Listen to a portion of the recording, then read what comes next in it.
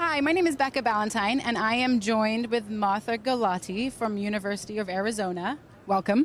Thank you. So we are in wonderful Chicago at AHA 18, and we're going to talk specifically about the lipid guidelines or new guidelines, and more so what it involves with women. Correct? Yes. Yeah. Today the new guidelines were released, and they are a little bit complicated because we're just figuring them all out because we've just seen them for the first time today.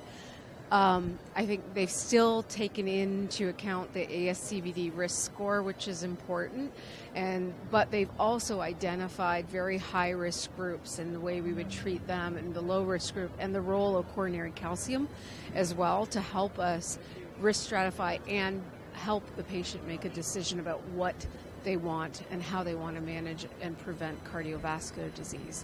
I think the more exciting thing for me was the fact that there is now an admission in the guidelines that women are different. So first of all, we have more evidence that the ASCVD risk score actually works pretty well in women.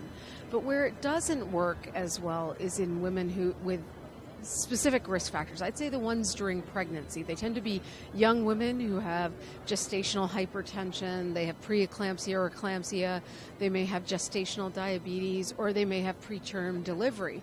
And that group we know goes on to have an increased risk of heart disease and stroke in about 10 years. Right.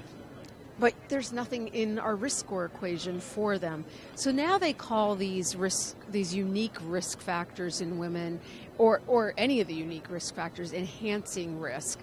So if they have those present, we get to talk about what next for them. So I think that was a really interesting part. The guidelines include South Asian population as a higher risk group, and I think that's so important. Lipids may not be all that elevated in that group, but we know they're at higher risk.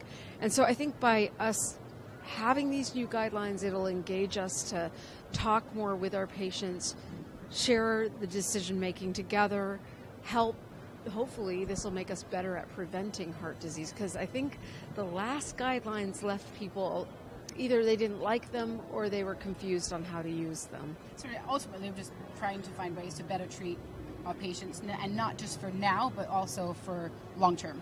Exactly. Prevention is about long term, so it starts as early as we can access anyone. The other cool thing about the guidelines is they actually address children, and that has never been addressed in our guidelines. We've usually left them to someone else, and they included them, and that I think is an important contribution, telling us as physicians when should we treat, when should we screen. Right. Well, thank you so much for stopping by our booth, and happy to have you, so thank you. It's my pleasure.